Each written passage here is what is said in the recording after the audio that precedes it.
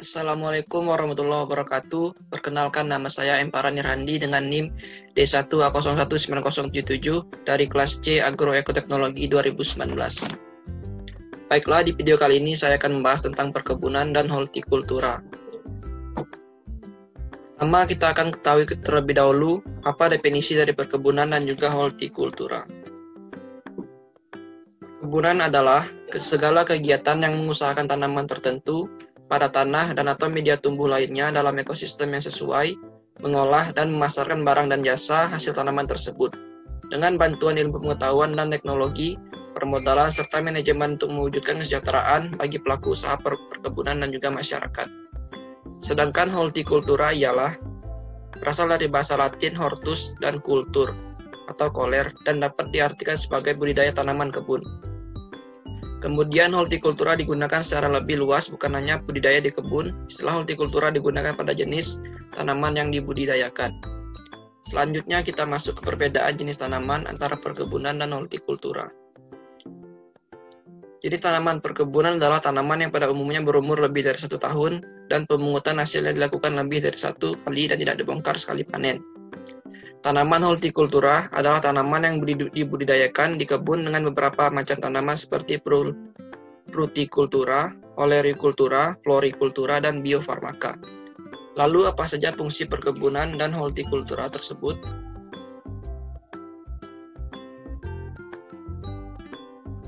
Fungsi hortikultura yang pertama ialah fungsi penyediaan pangan sebagai penyedia vitamin, mineral, serat, dan senyawa lain untuk pemenuhan gizi. Kedua, fungsi ekonom menjadi sumber pendapatan petani, pedagang, kalangan industri, dan lain-lain. Ketiga, fungsi kesehatan. Hal ini ditunjukkan oleh manfaat komoditas biofarmaka untuk mencegah dan mengobati berbagai penyakit. Keempat, ada fungsi sosial dan budaya. Lalu perkebunan mempunyai fungsi yang pertama yakni ekonomi, yaitu peningkatan kemakmuran dan kesejahteraan rakyat, serta penguatan struktur ekonomi wilayah dan nasional.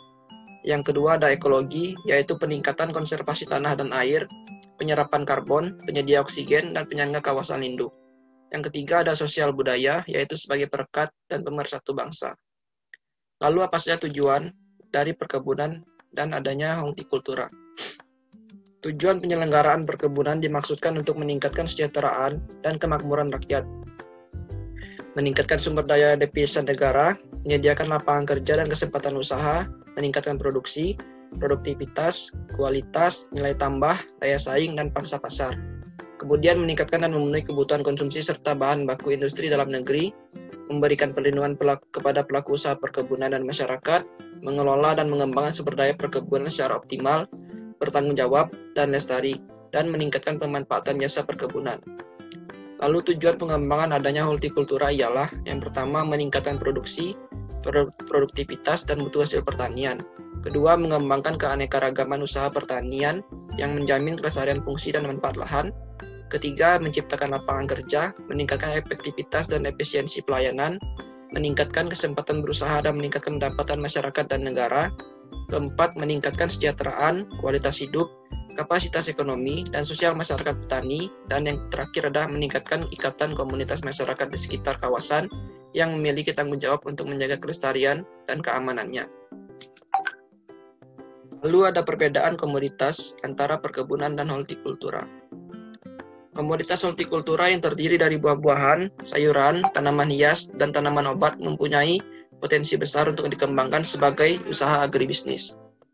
Komoditas perkebunan dapat mengusahakan tanaman keras atau industri seperti kakao, kelapa dan teh, kelapa sawit, lada, kopi, atau tanaman hortikultura seperti pisang, anggur, dan anggrek.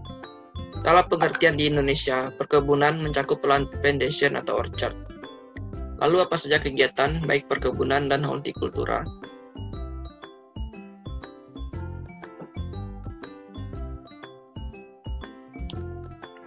Bidang hortikultura mempunyai tugas menyiapkan bahan dan merumuskan kebijakan teknis di bidang tanaman buah dan florikultura, tanaman sayuran dan tanaman obat, pengelolaan dan pemasaran hasil hortikultura, serta bertanggung jawab memimpin seluruh kegiatan pelayanan dan administrasi di bidang hortikultura.